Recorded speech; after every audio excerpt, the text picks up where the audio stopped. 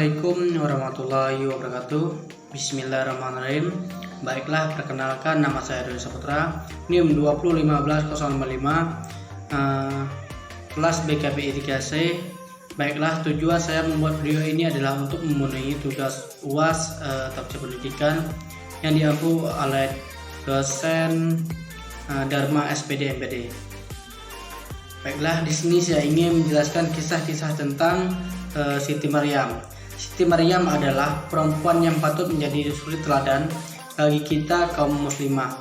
Maryam adalah perempuan terbaik sepanjang masa, wanita terbaik dalam urut sejarah, perempuan dari Hawa hingga perempuan terakhir nanti Allah berfirman, dan ingatlah ketika malaikat Jibril berkata, "Hai Maryam, sesungguhnya Allah telah memilih kamu, mensucikan kamu dan menjanjikan kamu atas segala wanita di dunia yang sesama dengan kamu."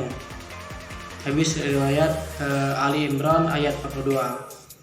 Ya, Siti Maryam adalah pembuka kaum perempuan di surga. Dari Aisyah radhiyallahu anha bahwa Rasulullah bersabda, pembuka wanita ahli surga ada 4: Maryam binti Imran, Fatimah binti Rasulullah, Khadijah binti Khuwailid, dan Aisyah. Habis riwayat Hakim 4853. Maryam memiliki seorang ayah yang bernama Imran. Ia adalah laki-laki soleh dari Bani Israel, sedangkan ibunya bernama Hannah binti Fakut. Setelah bertahun-tahun hidup bersama dengan Imran, Hannah binti Fakut tidak kunjung diberikan momongan, dan ketika ia bernazar atau berjanji kepada Allah, apabila ia memiliki seorang anak, maka ia akan menyerahkan anaknya ke Baitul Maqdis untuk menjadi pengabdi dan menjaga rumah suci Bait Allah. Masa kecil Maryam, Imran ayah dari Maryam wafat ketika Maryam masih berada di kandungan ibunya. Hannah binti Fakut tak lain adalah ibunda Maryam, berdoa agar anak yang dikandungnya tidak diganggu oleh setan, dan Nabi bersabda, setiap anak manusia pasti diganggu setan ketika dia lahir, sehingga dia menangis karena sentuhan setan, kecuali Maryam dan putranya. Habis riwayat Bukhari 4548 dan Muslim 2366. Maryam lahir dalam keadaan yatim, namun banyak ahli ibadah ke Baitul Maqdis yang hendak mengasuhnya. Pada akhirnya diasuh oleh Rasulullah Zakaria yang masih memiliki hubungan keluarga. Maryam adalah perempuan yang sangat menjaga kesuciannya. Dirinya ia tidak sembarangan berdekatan dengan laki-laki yang bukan mahramnya. Bahkan Maryam sama sekali tidak pernah menggoda laki-laki manapun. Pada suatu hari, Maryam terkejut. Dia melihat seorang pria yang berdiri di dekatnya, dan pria tersebut tak lain adalah malaikat Jibril. Sesungguhnya aku hanyalah seorang utusan Tuhanmu untuk memberimu seorang anak laki-laki yang suci, ujar malaikat Jibril. Bagaimana bisa bagiku untuk mendapatkan seorang laki-laki sedangkan tidak seorang pun menyentuhku, dan aku bukan pula seorang pezina, jawab Maryam. Dan kemudian Allah berfirman dengan perantara Jibril, demikianlah Allah menciptakan apa yang dikehendakinya. Apabila Allah berkehendak menetapkan suatu, maka Allah hanya cukup berkata kepadanya, jadilah, lalu jadilah dia. Habis riwayat Ali Imran 42-47. Tak selang beberapa lama, Mahram pun kemudian hamil. Ketika kandungan mulai semakin besar, orang pertama yang mengetahui hal tersebut adalah Yusuf bin Yakub Najjar. Maryam mendapatkan tuduhan atas kehamilan tanpa suami saat melahirkan putranya Isa Al-Masih. Berbagai tuduhan zina datang silih berganti. Atas izin Allah, Isa Al-Masih tiba-tiba berbicara sebagaimana yang tercantum dalam firman Allah, sesungguhnya aku ini hamba Allah, dia memberiku Alkitab Injil, dan dia menjadikan aku seorang nabi, dan dia menjadikan aku seorang yang diberkati di mana saja aku berada, dan di mana memerintahkan kepadaku mendirikan sholat dan menunaikan zakat selama aku hidup, dan berbakti kepada ibuku, dan tidak menjadikanku seorang yang sombong dan celaka.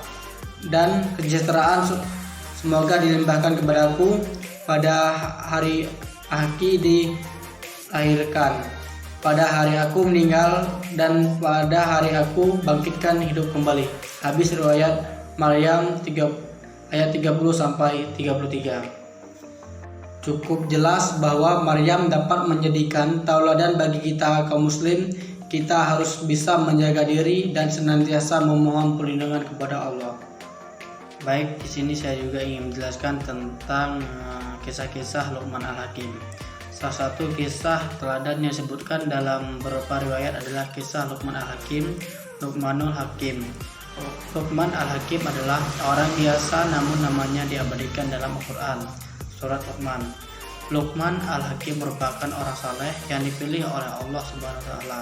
Di dalam ayat Luqman ayat 12, dan artinya, dan sesungguhnya telah kami berikan hikmat kepada Luqman, yaitu bersyukurlah kepada Allah, dan barang siapa yang bersyukur kepada Allah maka sesungguhnya ia bersyukur untuk dirinya sendiri, dan barang siapa yang tidak bersyukur maka sesungguhnya Allah maha kaya lagi, maha terpuji. Habis riwayat Luqman ayat 12. Imam besar Masjid Istiqlal Profesor Nasaruddin Umar mengatakan Luqman Al-Hakim bukanlah orang yang lahir dari kalangan nabi. Ia adalah orang biasa, akan tetapi namanya diabadikan menjadi satu surat dalam Al-Quran. Luqman ini menarik ya, karena dia adalah orang biasa, bukan nabi, bukan siapa-siapa, kata Profesor Nasaruddin. Menurut riwayat Ibnu Abbas, Luqman Al-Hakim adalah seorang pencari kayu bakar di Habsyi. Ia tidak terlahir dari kalangan nabi, ulama maupun kaum terpandang lain.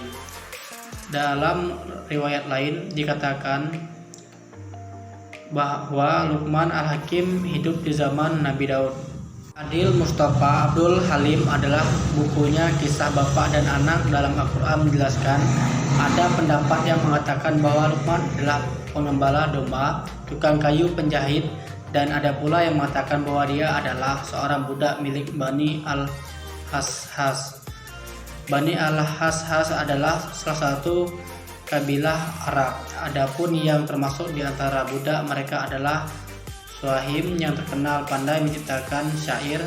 Ia terburu pada masa kekhalifahan Utsman bin Affan. Ada satu kisah Luqman Al-Hakim yang menjadi teladan bagi umat Islam dalam menjalani kehidupan seperti diceritakan oleh Nasaruddin. Pada suatu ketika Luqman dan putranya hendak pergi ke pasar dengan menaiki seekor keledai. Lalu lewatlah keduanya di suatu kumpulan masyarakat. Mereka berkata, "Masya Allah, Bapak, apa kamu?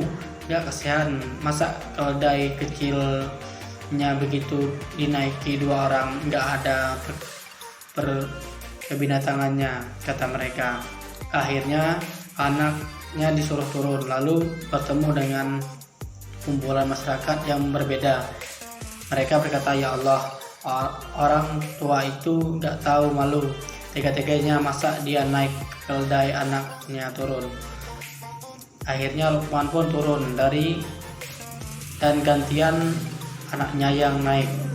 Sampainya di suatu kumpulan masyarakat, keduanya mendapat cercaan lagi. Masa anaknya yang muda dan kuat itu naik keledai sementara dia nuntun, padahal sudah tua. Akhirnya keduanya memutuskan untuk turun dan menuntun keledai, dan sama seperti sebelumnya.